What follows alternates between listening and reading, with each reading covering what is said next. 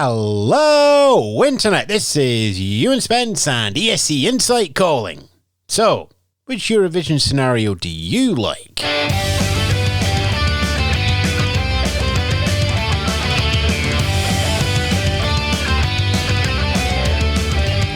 Coming up in the show, 4 plans for Rotterdam, everyone wants some attention in Cyprus, and we have our first new name of the season.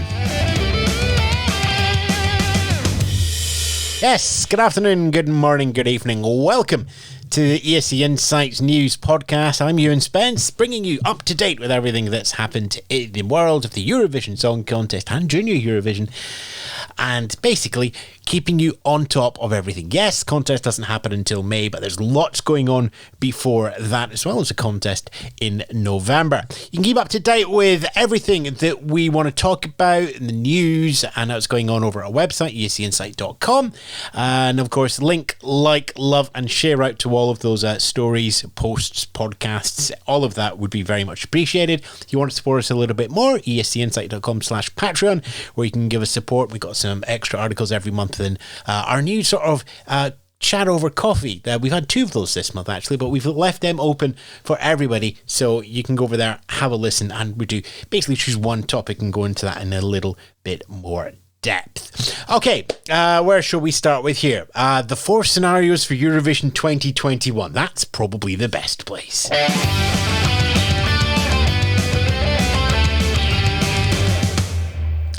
Look, the Eurovision Song Contest this year was cancelled. It was so close. It was cancelled on March the 23rd, and that was so close to the proposed date for the contest that they put together Europe Shine a Light sort of celebration show, but not enough time to organise a full competition. For Eurovision 2021, it's still going to take place in the shadow of the coronavirus pandemic, but there is more time to plan the contest. And the EBU, along with host broadcasters Avro have announced 4 core scenarios on what sort of shape the 2021 contest could be. Now, no doubt in each of these scenarios there are more granular levels, and there'll be big planning books and folders in the shelves going on, but a public acknowledgement of those 4 base scenarios that they're working on is very much welcome. It's great for transparency and gives everybody the confidence that something will happen next year.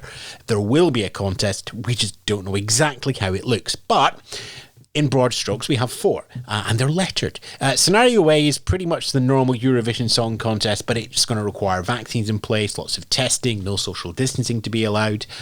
So that would be nice, but that requires a lot of signs to go right in time very quickly.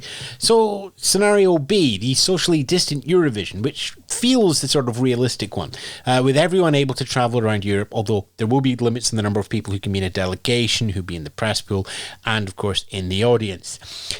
While it's the most likely, there's still probably going to be travel restrictions, and at least those need to be considered. So scenario C is where there are travel restrictions on some of the broadcasters, so that, from country A can't go to country B or onwards onto the Netherlands. So some of them will have to perform in their studio at home, and some delegations will be on the ground. It's a weird halfway house, and debate on whether it will be more advantageous to perform in your home studio or in an arena with a much smaller audience. Lots to discuss on that one. And then, of course, you have scenario D, the remote vision, which is going to be anchored in Rotterdam, much like Shine a Light was, but all the performers will stay in their home countries and broadcast from their delegations' TV centres. Coincidentally, that's the Junior Eurovision plan, which we talked about in depth last week. So all the lessons that could be learned at Junior Eurovision will be tied into both scenario D and scenario C come May. In terms of timelines, everything looks to be similar to previous years. There's going to be a semi-final draw in January. The heads of delegation meeting, where the songs have to be submitted in their final form, will be mid-March. Contest, as we all know, is going to be 18th and 20th of May for the semi-finals. 22nd of May for the grand final, taking place in the Ahoy Theatre in Rotterdam. Added into that, though, is the decision around which scenario is going to be used, and that's going to be in the early months of 2021. Obviously, circumstances will determine when that call has to be made. Look, there are a lot of implications and questions around these scenarios, around the contest, and not all of them are able to be answered right now, even by the organisers. Ellie and I've went through this over on our Patreon podcast, so second plug for this one, escinsight.com/Patreon, and we talk a little bit more about the implications of each scenario, what it means competitively, and why this transparency about the scenarios is a really good idea. Staying in the Ahoy Theatre, we've got some more details about the contest itself, no matter what shape it is. The Ahoy Theatres, of course, has already got lighting and stage design worked out for 2020. These are going to carry over. The theme tag, or the hashtag statement of Open Up, that will also remain, although its meaning has certainly been added to during 2020. The hosting team of Chantal Janssen, Jan Smed, Celia Rumbly and Nikita Jaeger will also be coming back. But the logo is the curious one. Because it's built around the flags of all nations, at least the ones that are taking part, any withdrawals or additions mean that there will automatically be a new logo because there need to be some new slices of colour. But that logo has been with us for a year. And it was included in like the 2020 CD. It was seen over the production of the Shine a Light show. So it's already associated quite heavily with 2020. Now, how much to refresh the logo? How much to just move on to another concept? Again, it's another unknown that we know about. So, again, sort of decisions on how we're going to brand this are quite far down the line, it has to be said. So we'll keep you up to date with that on the podcast websites and our social medias on Twitter and Facebook. Also, I should just point out tickets. Obviously, Scenario B, all the tickets carry over that you got for last year. And those of you who want refunds, then they will go back in general sale. Scenario B and C obviously have reduced ticket counts, and how those are going to be cut down again remains to be seen. It's quite a bit of the way down the line. And with a complete lockdown remote vision, there's not going to be an audience anyway. So on that point, everybody would get a refund. Allora.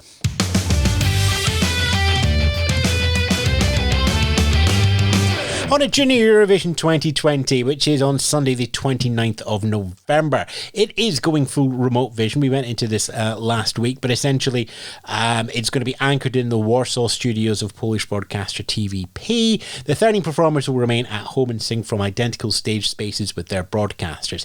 And yes, that's Scenario D for the adult contest, so I'm sure that there will be a lot of leaning into how is this all working, what can we do better, that will be going on. Not only passed back to Eurovision, but also passed around the EBU and all the members of there for countless live events going on.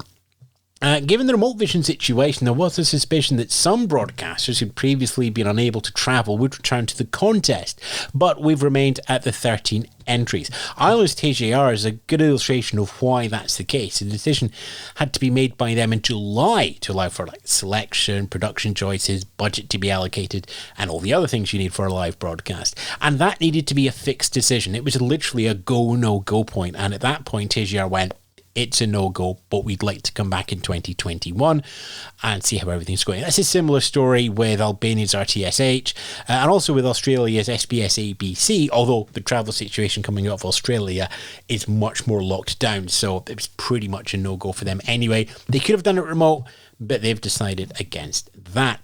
We've had a national final in Ukraine. Winning through there is Alexander Balabanov. He will sing for his country, winning through a national final and topping the votes both from the jury and the online voting. 11 ran. As for this weekend, coming up for selections, Russia on the 25th, Netherlands and Kazakhstan on the 26th, Poland on the 27th, and that'll give us at the end of that, we'll have 8 names sorted out, 5 to go, and a couple more of the songs as well.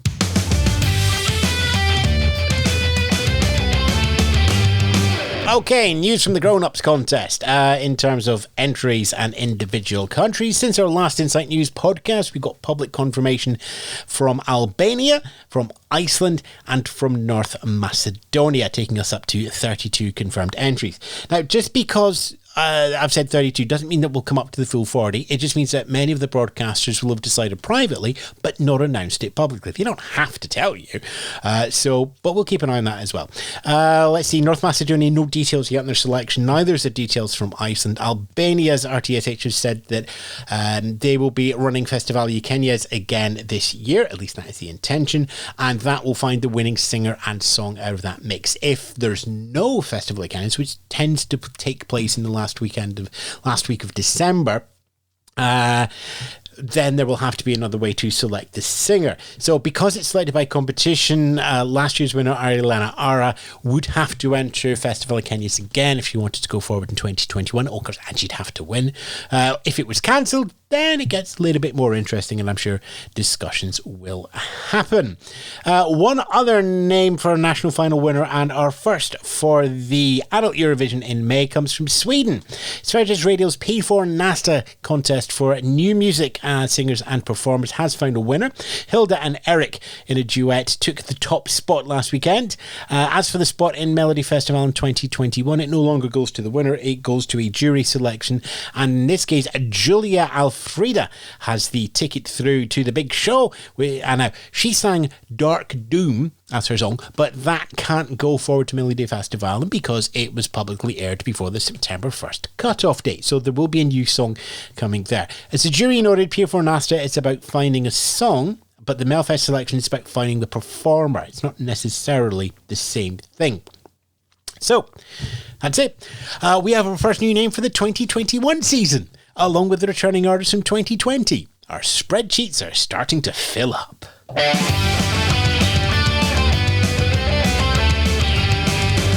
Okay, so we've already covered Albania, but we do have some other more countries with some news. I'm going to start with Cyprus. Technically, it's not news, but there are a lot of names being thrown around here. A number of fan favourites are in the mix as well. It's going, not going, submitting a song. Oh, maybe. None of that's confirmed. Okay, we don't have any news from CYBC about who they're going to send. They're still searching, but a lot of artists are rating their public profiles, and why not? I mean, it's one part of the media game, keeping everybody reminding you, new singles coming out and everything. So, it's a knock-on effect of the Eurovision Song Contest. Estonia next. Uku Suiste was selected for 2020, but Estonian broadcaster EER did not go ahead with giving him an internal selection. And this is a familiar story in the Nordic countries because their selections will select a song, not a performer. There's obviously a performer attached to the song, but the focus is on the song. And because your song is not allowed to carry over, then there needs to be another selection. In some of those places, it's fine, you've just got to start again. Some people are being given a bye through to the televised round, which is the case with Uku, who's picking up his same writing team, including Demetrios Kontopoulos and Sharon Vaughan, that worked with him on his song for 2020, so he will be entering Estee Lau. Israel's Eden Alan was invited back to sing in Rotterdam for 2021, and Israeli broadcaster IPBC has opened submissions for songs for Eden to sing. All of the songs will be whittled down to a shortlist of 16. 8 of those will go forward to a televised selection show expected to happen in February. 4 of those songs are going to be picked by an online voting system. 4 of them are going to be picked by an internal jury. To give the 8, submissions are open until October the 5th for anybody with an Israeli ID card. Italy. RAI have announced further details on Sanremo 2021 with the intention of allowing a full festival to take place with an audience, although with reduced numbers in the Ariston Theatre and in the press room as well. Now, Sanremo's not a national final per se, but the winner is given first refusal in the last couple of years to represent Italy at the Song Contest. It's taking place much later in the year. The final's due from March the 6th, so maybe 6 or 7 days before the heads of delegation meeting where the song has to be submitted. So it remains to be seen if the Sanremo winner will be offered the Eurovision ticket, if it will be an RAI pick from all of the people who enter Sanremo, which would allow them to pick December, January, or given the close nature and there's still the potential that Sanremo may not go ahead. Things are always up in the air. They may just automatically offer it back again to Deodato. The anthemic Fire Amore was an immense song in Italy and across Europe. in 2020, so there may be a sense of natural justice to send Diodato up to Rotterdam. Finally here, Sweden broadcaster SVT has confirmed that 2,747 songs were submitted for Melodifestivalen 2021. 14 of those are going to be selected to be part of the show. They'll be joined by the song from P4 and Astra's Julia Alfreda, and then 13 songs will be selected by SVT themselves. Could be from anywhere, it could be from their favourite artists, it could be from the submissions pile. It's basically 13 wild cards going on in there. No details as yet on the dates of Melodifestivalen or how it's going to be organised. Previous years, it would go on a 6-stadium tour over 6 weeks around Sweden. That's probably unlikely this year. It's probably going to stay fixed in one place. But again, details not yet in the public domain. When they are, we shall let you know.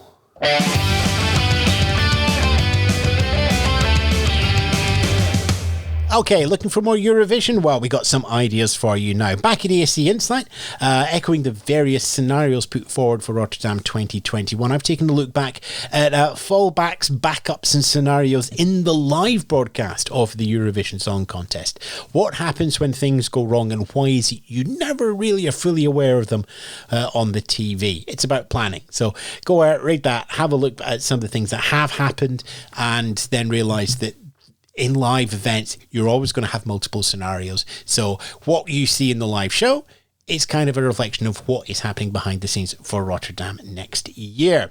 Eurovision again has happened for September. The year was 2005, so our companion podcast put together by ourselves and the team at Eurovision again is now available, where we look at the state of pop in 2005, the rulebook that was in play for Kiev that year, stories from the national files and backstage memories from the contest. As always, you can listen to ESC Insight, both the News Insight podcast and more episodes of Jukebox Jury on the podcast radio based out of London. Digital broadcast in London, Manchester and Glasgow, and streaming online at thepodcastradio.co.uk. We're on Saturdays and Sundays over the weekend. Check the listings for details. They bring in a huge number of podcasts, so consider it a great big sampler of talk radio powered by podcasts. Europe's Heartbeat, my weekly pop around Europe of new releases, Eurovision classics and European charts. www.europesheartbeat.com. And if you want more Eurovision in your podcast ears, how about the Wind Machine podcast? Hi, I'm Danny. And I'm Mark, and together we host Wind Machine Podcast, not your average Eurovision podcast. An historical, geographical and social look at the Eurovision Song Contest. In Season 1, we took a look at all the current competing countries of Eurovision, and we are now in our second season, where we delve into the contests of the last 20 years, including the glitz, the glamour, the fashion and the music. And we take a look at the world events that affected specific years of the contest. So join us for monthly episodes on Apple Podcasts, Spotify, Stitcher and Podbean. And find us on Twitter, Instagram, Facebook and our website windmachinepodcast.com. Because all good performances need a little wind machine. Danny and Mark there from the Wind Machine podcast. If you need a link, it's back in our show notes, escinsight.com. A few dates for your diary. Eurovision again, which is monthly at the moment. Next one will be Saturday, October the 17th, 8 p.m. UK, 9 p.m. Central Europe. What year we'll be watching will be announced 15 minutes beforehand on the Eurovision Again Twitter account, and we'll have a companion podcast ready to go. We've got the national finals for Junior Eurovision, Russia on the 25th, as already mentioned, Netherlands and Kazakhstan on the 26th, and Poland on the 27th. And we're going to have some stuff coming up in ESC Insight over the next week or two as always, so do keep an eye on the website. And if you want to keep another eye on all of the Eurovision world, we have ESC Buzz on Twitter. It's our little Twitter bot that every 5 minutes or so runs around the internet to find out what people are talking about and gives you links to all the stories. You'll find that at twitter.com/ESC Buzz. There we go. That's the news. I'm Ewan Spence. The whole team of ESC Insight is behind me, and we just want to say stay safe, be kind, wash your hands. Ta-ra for now. Cue the guitars. The ESC Insight News podcast was written and hosted by Ewan Spence. Find out more at www.escinsight.com.